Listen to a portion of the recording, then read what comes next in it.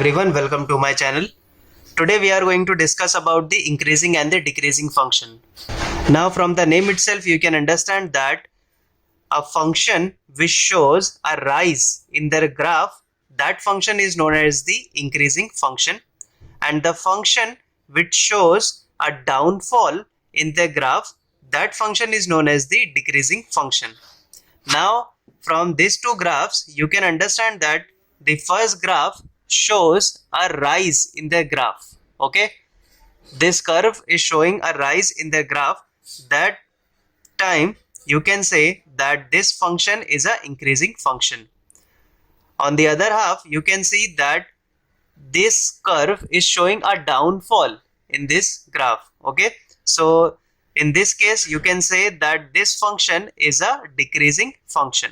Okay, so it is very simple to understand that what is increasing function, what is decreasing function from the graph. But if the function is given and you have to determine that what is a, if it is a increasing function or a decreasing function, then how you will determine it? Well, this becomes very simple when you have studied the differentiation. Well, this is another application of the derivatives. So how you can define that the function is a increasing and a decreasing function? Now you can see from the graph that on the every point, this is the value of the graph, that is a curve f of x1, f of x2, f of x3.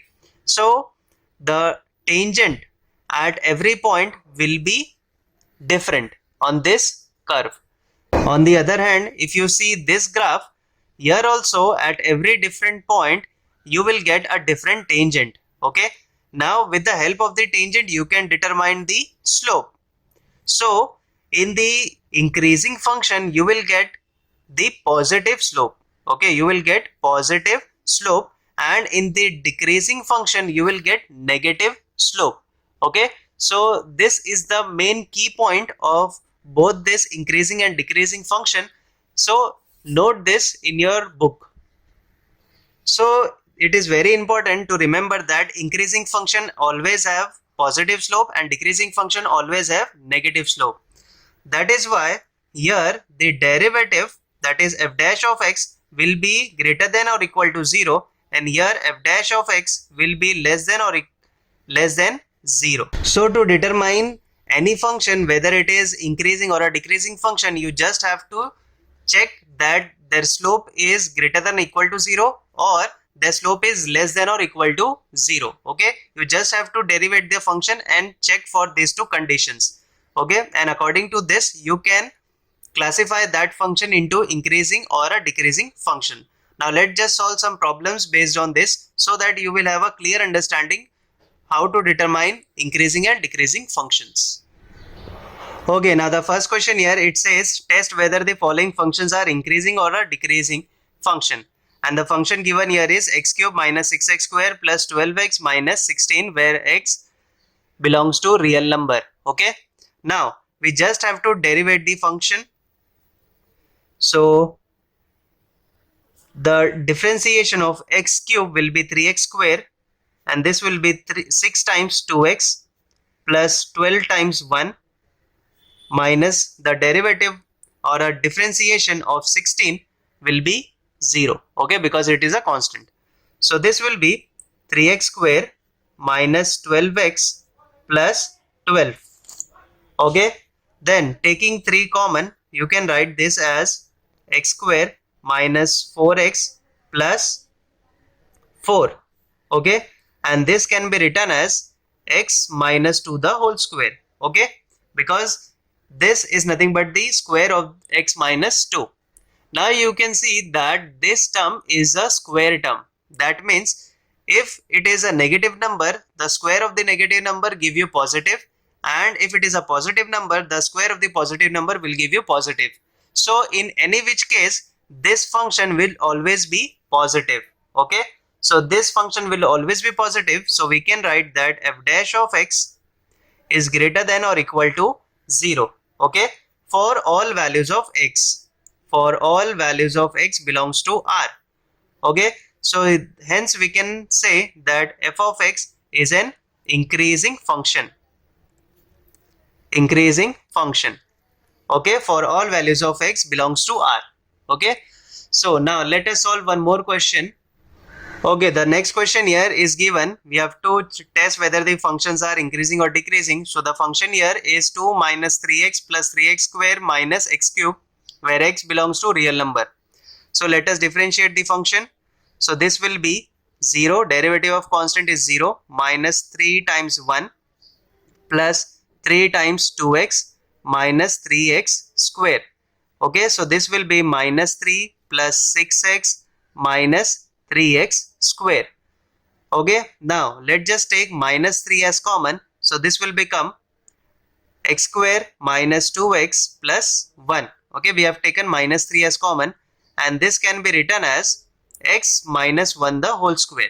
Okay, now as you know that this term is a square term, so any which ways this will always be positive, but outer side there is a minus sign. So overall this function will be a negative function. Okay, so I can write f dash of x will be less than equal to 0 for all values of x belongs to R. Okay, and hence we can say that f of x is a decreasing function. Okay, for all values of x belongs to R. Okay, now let us solve one more question to check whether the function is an increasing function or a decreasing function. Okay, the next question here, it says find the values of x for which the given function are strictly increasing. So we have to find the values of x, and they have already given that the function is increasing function. Okay, now for that we know that for the increasing function the slope is positive and f dash of x is always greater than equal to 0. But for that we have to derivate this function. Okay, so f dash of x will be 2 times 3x square, this will be 3 times 2x, this will be 12 times 1. Okay, so this will be 6x square minus 6x minus 12. Now taking 6 common, so we left with x square minus x minus 2. We can get the factors of this, which is nothing but x minus 2 and x plus 1. Okay, now this is f dash of x. Now as I've already said you that the function is an increasing function, so we can say that f dash of x is greater than 0.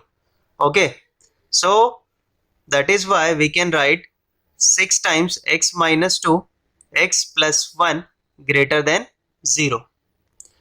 Now dividing by 6 on both the sides, we get x minus 2 and x plus 1 greater than 0. Okay, now here is a very special logic that you should know, or you must be studied in your lower standard, that whenever the two numbers are multiplied and it is greater than 0, there are two conditions.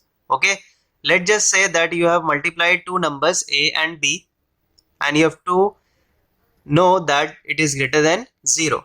So basically there are two conditions. So what are the two conditions here? That a is greater than 0 and b is greater than 0. That means both the numbers should be greater than 0 for overall result should be greater than 0. Or the other condition is a should be less than 0 and b should be less than 0. Okay, so these are the two conditions that should be taken for the product to be greater than 0. Okay, so we are going to take both of these cases and we will check that what we get the values of x. Okay, so the first condition should be both brackets, that is a and b should be greater than 0. So in the first case we have taken x minus 2 greater than 0, x plus 1 greater than 0. So this will be taking minus 2 on the right side, this will become x is greater than 2 or x is greater than minus 1. So now we, out of these two results, we have to take only one result which is valid. Okay, and gives you the common region on the number line. Okay, so this says x is greater than 2 and this says x is greater than minus 1. Okay, so now you know the common region start after 2. Okay, because this is greater than minus 1, So this will include 0, 1 and then 2, and this will start after 2. Okay, so common region starts after 2. So out of this we can take only one result, which is x is greater than 2. Now the case 2. The case 2 was both are less than 0. So this will become x less than 2 or x less than minus 1. Okay, now out of this 2 we have to take only one result, which gives you a common region on the number line. Okay, now this says x is less than 2. X is less than 2 includes 1, 0, then minus 1. Okay, and x is less than minus 1 includes minus 2, minus 3, minus 4. So basically their common region will start from this part. Okay, so here we can say that we have to take only one result, which is x is less than minus 1, which gives you a common region to both of the results. Okay, so from both of the cases we have got that x is less than minus 1 and x is greater than 2. Okay, so basically the value of x will be less than minus 1 and greater than 2 for the function which is to be increasing function. Okay, so and that's it for this increasing and decreasing function. I hope you have understood this concept, and also subscribe to my channel, share it with your friends, and do hit the like button if you like the content. And also thank you so much for watching this video.